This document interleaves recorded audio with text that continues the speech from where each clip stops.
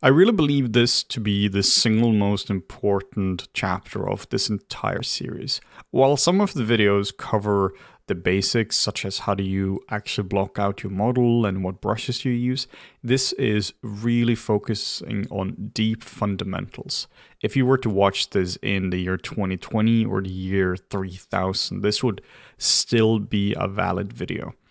When I was learning sculpting, I was really focusing on a lot of the basics. And as I was getting better, I was focusing more on the anatomy, and for some reason, my sculpts just didn't look very good. The anatomy was correct, the shapes I thought were there, but it just didn't feel very good.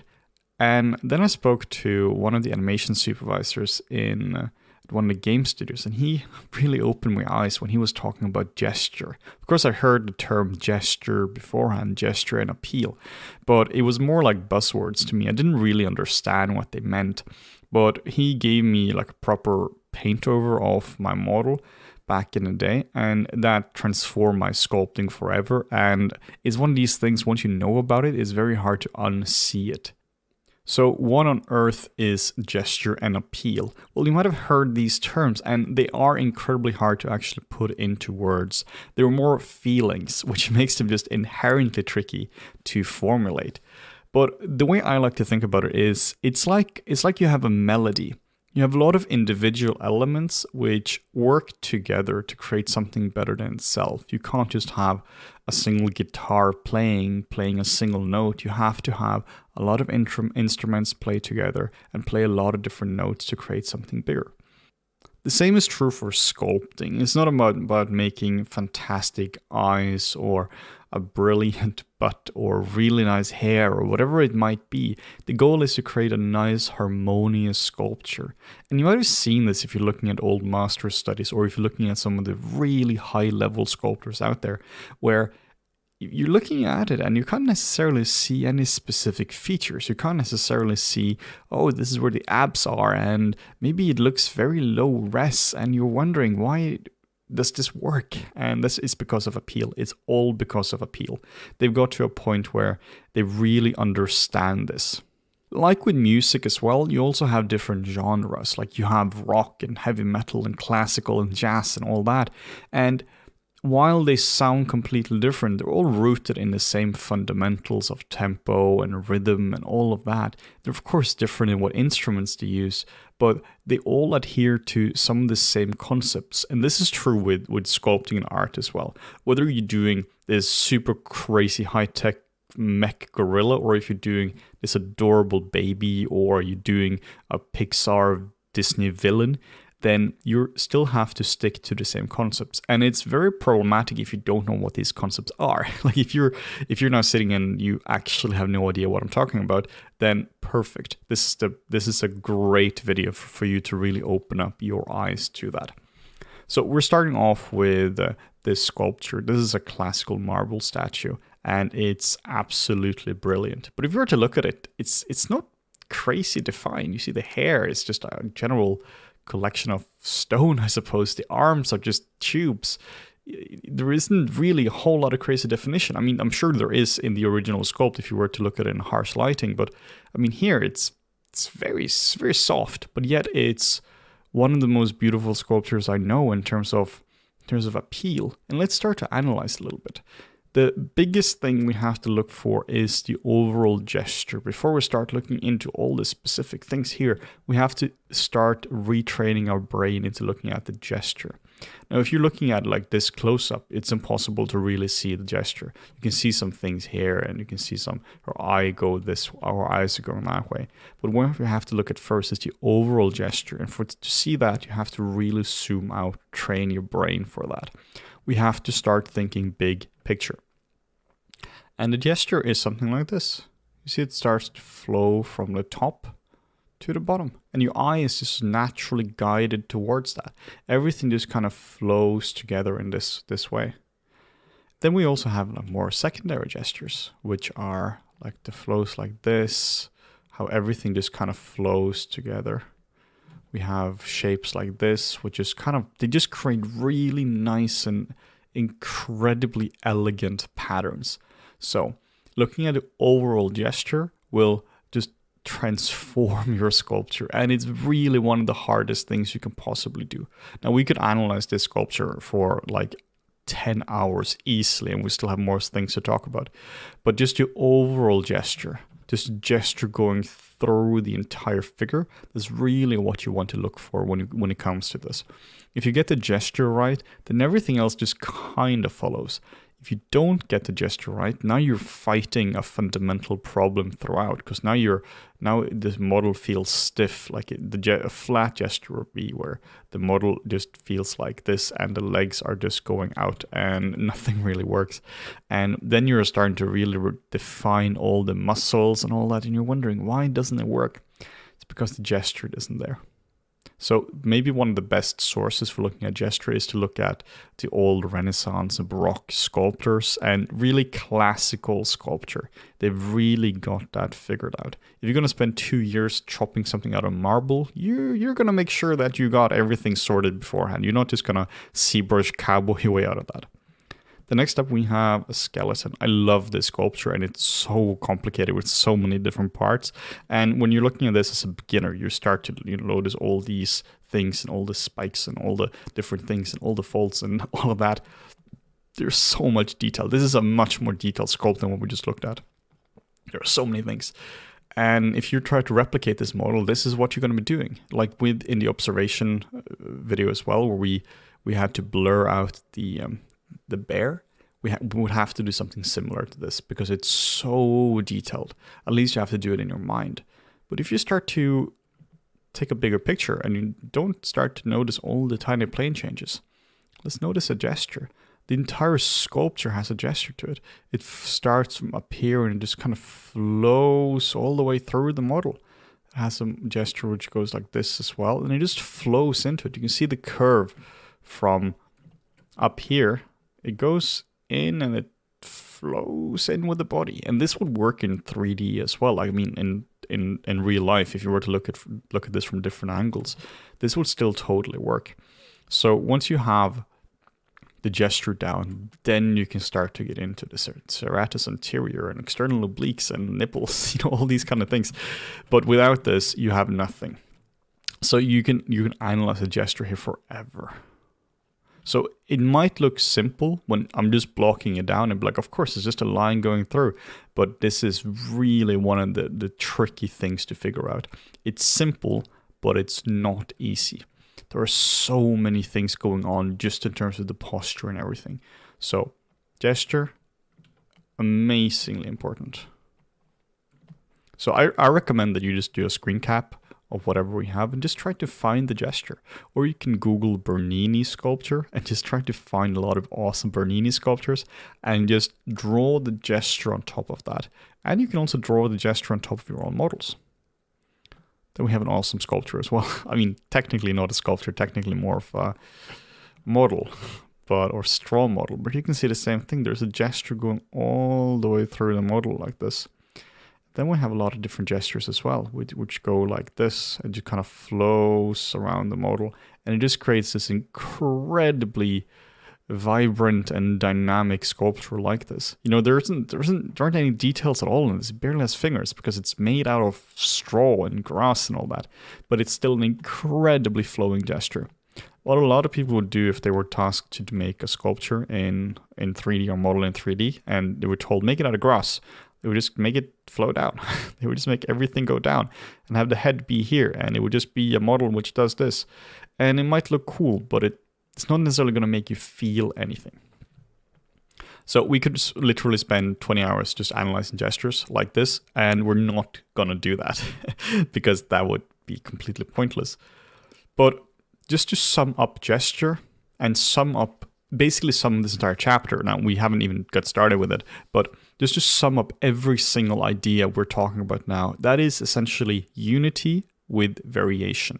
You have a lot of different elements like this, and they all are very different, but there is all unity in them.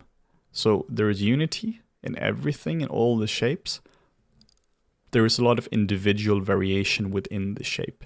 when I started thinking about just the phrase unity with variation, my sculpture and art got so much better because it was a way to really simplify my art into one statement. It was a way to simplify my thinking into one quick way of doing it.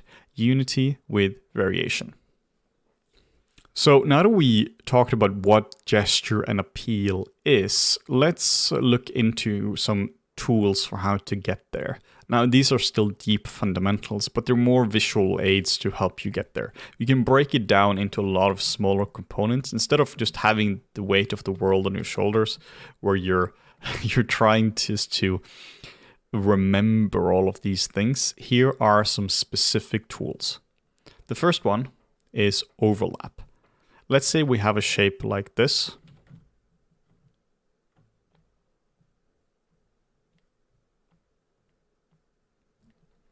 This is not very interesting at all. Like, these are just two generic shapes. What if we had a shape like this? See how much more interesting this shape becomes right away? So you can easily do this in 3D as well. This is where you're really just working the shapes up and really making sure there is overlap. You can see which one is the front, which one is in the back. You can do like this as well. And we can do like this, and we get some nice twisting motion to it. And it's really about being deliberate with your overlaps. Here is a model which we'll be using a fair bit in this video. And this is a model I made many years ago, and this is one where I really try to focus on gesture. Now, it's not perfect and it's many years old, but it still has some important concepts.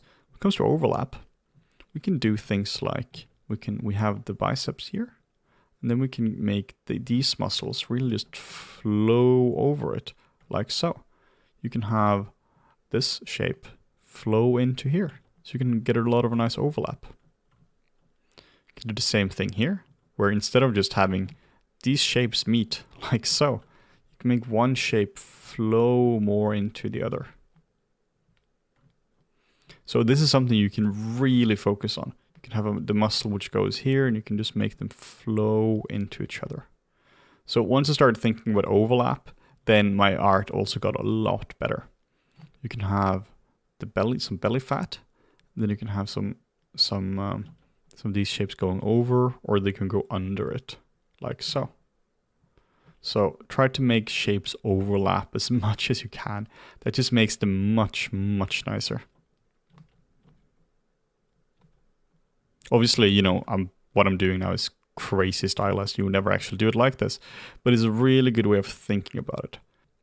Then we have curve to curve. This is kind of similar to overlap, but this is where we're doing, like, we have one curve, then we have another curve which just kind of takes over and just makes it flow along. So this way you're just getting really nice and playful shapes. So the idea is that you have one curve and the curves just go into each other. So now you can see how it just guides your eye around, like so. If we were to do this instead, just make a line go like this. I mean, yeah, the shape is there, but it's not the same. This is so much more playful than just having a single line going around. So curve to curve is phenomenal. So where would you have curve to curve? Well, let's think about the thighs, for instance. This could be the outside of the thigh, and then the calves, they pick up like so, and then you have a curve like this, and then you have this which picks up as well, and you can have the ankle, and everything just kind of picks up from here. If we were to actually draw on top of this, you can see we have a curve which goes like this, then we have a curve here which just kind of takes over, we have a curve like so, and this just kind of takes over, we have a curve like here. And then if you could see it, you would see that this would take over like so. You could even have curves which they go into like more overall gesture as well. Instead of just looking at each specific shape, it could be a curve like this, and it's taken over like so. So this is where curve to curve is really useful, particularly for limbs. You can do the same with arms as well. we can have a curve like this, curve here, and then it just kind of takes over like so. You can have a curve like this, and it just kind of goes into this curve. So instead of thinking just about this as a pure, oh, here is a shape. Let me just do this on layer. Here is a shape, and here is a bicep shape, and here is a tricep shape, and here is a brachialis shape, and brachioradialis, and you know, all the fancy muscle names and all that. Now we just simplify it down. It's a curve. It's another curve. There's one curve here. There is a big curve which takes over, and maybe there's a curve here. And now you can see we're creating a lot of overlap, and we're creating a lot of nice curve to curve. And I would do exactly the same if I was doing a Warcraft orc. The difference would be proportion. You at no point will go, yeah, these are just blocks which we are blocking in. Now, even if you're doing a bodybuilder which has insane muscle, you would still make them feel harmonious and integrated into it. Like, you can't make something in real life which just doesn't feel like it's connected, because it is connected by definition. Otherwise, it's not there. So let's just delete these.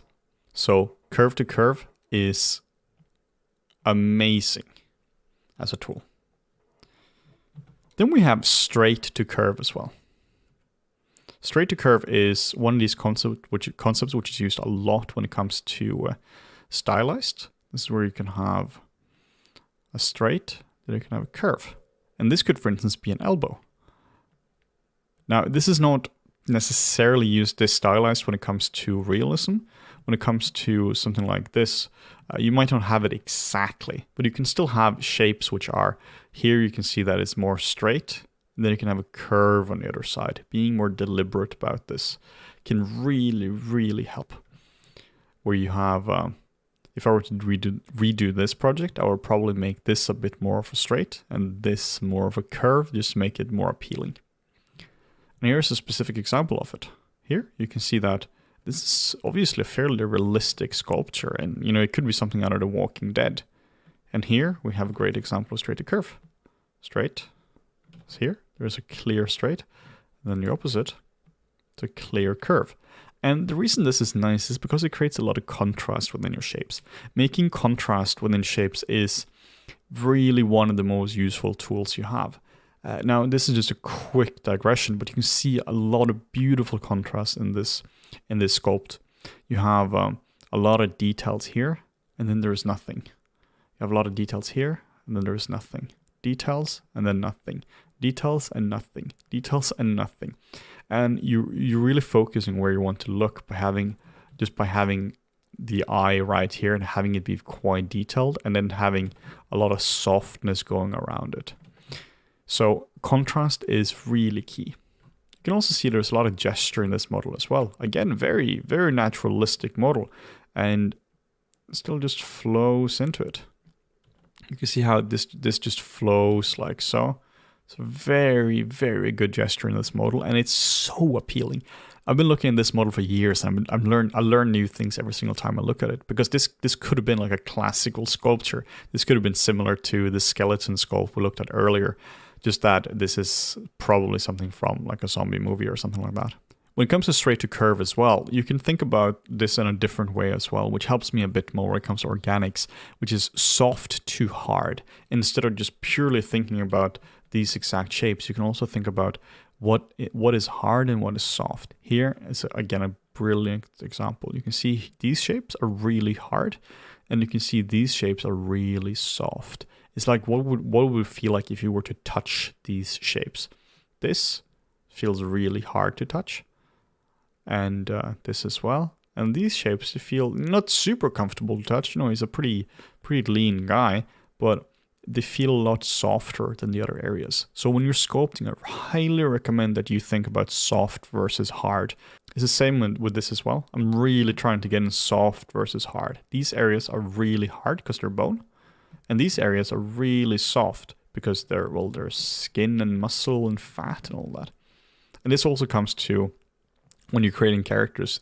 You don't have to do muscles everywhere. You can make them, you can have a little fatty pouch like this, which just makes it look more appealing, just softens it out. Remember, you are creating people or animals, or you're creating something with a soul. You're not just creating a medical illustration. I mean, you might be creating a medical illustration, but for the sake of argument, you're creating a living, breathing thing. And for that, you have to go in and really think about what does it feel to touch and feel this person. Then we have another concept, which is tapering. You have two shapes. Here is shape 1, and here is shape 2. Which one of these is most interesting? I find shape 2 to be far more interesting. There is, of course, an argument to using parallel lines like this. You know, if you want to make something incredibly stable, that's cool. But if you want to make something feel interesting, I highly recommend that you make the shapes nice and tapered. This is true for so many things. If you're doing fingers, you don't want to make fingers which are like this, which are just, and have a little nail out here. You want to make them like really taper.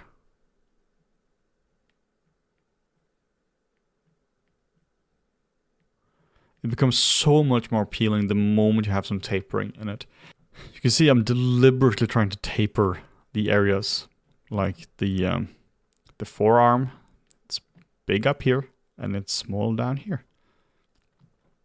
It's big and it's small. Now, obviously, this is also just the way it works in nature. Stuff just naturally tapers. But by deliberately thinking about tapering, you will create much more interesting results. You can really think about how different shapes are tapering up. You can even do it for the nose as well. I haven't done it here, but you could do it where it starts off really thin, and then it tapers out. Another concept we have to talk about as well is local versus overall gesture. What we talked about so far is a lot of the overall gesture, how everything just kind of flows in, and this is the overall gesture. This is how the general feeling of the sculpture is. But we also have a lot of local gesture, and this is very curve to curve. This is where we are really thinking about not just how does this flow, but we're thinking more about how do each individual shape flow into each other. I know we have kind of covered this with curve to curve and overlap, but it's still important really to think about this. Really think about how will each individual shape like this work in with each other. Like here, for instance, from this angle, I found this to be pretty awkward. I would have changed the posture so that this was more, maybe these shapes wouldn't be so tapered or be so combined into one shape, but maybe this shape would go more like this. So that this shape goes in like so.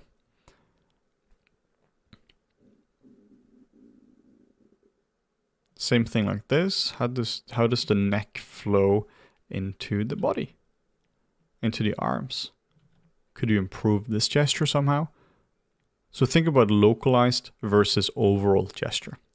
Another thing here as well, which I thought was kind of cool, is when I was doing the sculpture of this, I was thinking about it in 3 dimensions. I was really trying to make everything flow. So if you're looking at the little roots coming up, you're kind of flowing along with the model. Same here, you see this root, it just kind of flows along. So when I'm rotating this around, just notice little branches on the bottom, how they're flowing into it. Here's another example as well of local gesture, where you're seeing this just flowing into it. The localized gesture is more the individual elements which the overall melody is made out of. It's like this part is more like the guitar, and this is like the bass, and they're flowing into each other. Then we have stroke quality. This is something you might be familiar with if you come from drawing. What a lot of people do when they draw is they're drawing like this. They just have nice, clean lines like so. When I prefer to draw, I think about it starts off really thin, maybe it gets thicker, and then it gets thinner. Maybe you have a nervous stroke, which is, you can do this deliberately as well, depending on what you want to do. You can have big, clean strokes. It can start off really thick and it ends up thin. It can start off really thin and ends up thick. It can taper from thin to thick to thin again. You have all these different kinds of strokes, and you can go thick, thin, thick, thin. You can do all sorts of crazy stuff with this. But the point is that there's a different way of actually using the brush or using the pen, whatever it might be, which can produce dramatic results. I see so many people, they're just blocking down the shapes like so, instead of really trying to be more elegant and really thinking about how the stroke is perceived. So this is a bit theoretical, so let's go jump into ZBrush. What I mean is that if you're working on a character like this, you don't have to have all the strokes be like this and just like sculpt on top of it, where every stroke is the same. You could start off really weak, then you can make it thicker, then you can make it thinner again. Really just thinking about the stroke quality. You can start off really thick and you can end up really thin. And you can just get these really elegant strokes. This is maybe more easier to see if we're using the damp standard brush, where we want to define maybe this ridge. Instead of just doing this and softening it out with the smooth brush, which a lot of people do, we can set a low intensity to it, and we can start off really thin, and we can go thicker or harder, and then we can go back to thin again. So I do this a lot, where a shape starts off being really, almost you can't even notice it, then it goes thick or hard, and then it goes really thin again, so that you can barely notice it. Going from really hard to really thin, where it just tapers off.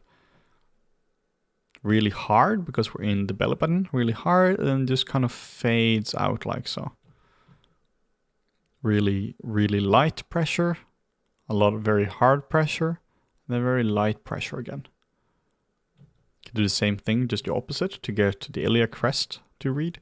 Really soft, really hard, and really soft stroke again. So why would you want to do it like this? Well, it's just a lot more elegant.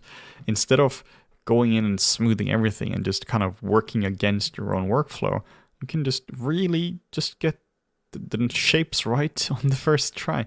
But you have to be deliberate. You have to work slowly. And this comes back to the point we made before, which is work as fast as you can, as long as you're in control, which just means work really slowly. So stroke quality is really one of the most important things you can think about when it comes to creating the exact shapes or the exact feeling you want from like pure technical sculpting point of view. And I'm not saying you have to be super elegant all the time. Like this is obviously a much more elegant sculpture, so there you want to think more about it. But if you're doing some kind of Hellspawn from Doom, you're gonna do like this kind of stuff, right? You're just gonna, make sure that you're going to be very deliberate about having rough strokes. That's also totally fine, as long as you're deliberate about it. As long as the stroke quality you have, it matches what you're doing. But the point is, don't just do this. Don't just have one pressure. And like if I'm sculpting with a mouse, this is what it looks like, right? Where I'm just sculpting with a mouse now, and it's the same stroke throughout. Sculpting with a tablet, you can be more elegant. You can be more precise. Let's talk about hand gestures as well. This is my hand I just took a photo of, and here you can see there's a nice gesture going on. You have a nice stroke going over, and we have a nice feeling like so, and all the fingers, they just kind of work together. They're individual elements which create some harmony, unity with variation. And then we have the standard game posing hand or beginner animator. Now this is actually physically pretty hard pose to do, but this is what it looks like when rookie people, they try to pose in 3D. They're not thinking about the natural gestures you already have in your body. This is like if you close your hand now, just make a fist. This is probably what you're making. There's so much gesture in it, but instead you're creating this boring result where it's all evenly spaced apart and it's so square and rigid. So this is something you just have to be aware of. I'm not saying that you should specifically pose it like this, but what you have to think about, what feels natural to the character. When I'm going into this pose, just literally just closing my hand, then this feels nice and natural. It's comfortable. When I'm doing this is just try it yourself right now. Like it's very uncomfortable. You can't really hold it for much more than a few seconds. So really try to think about what feels natural for a character.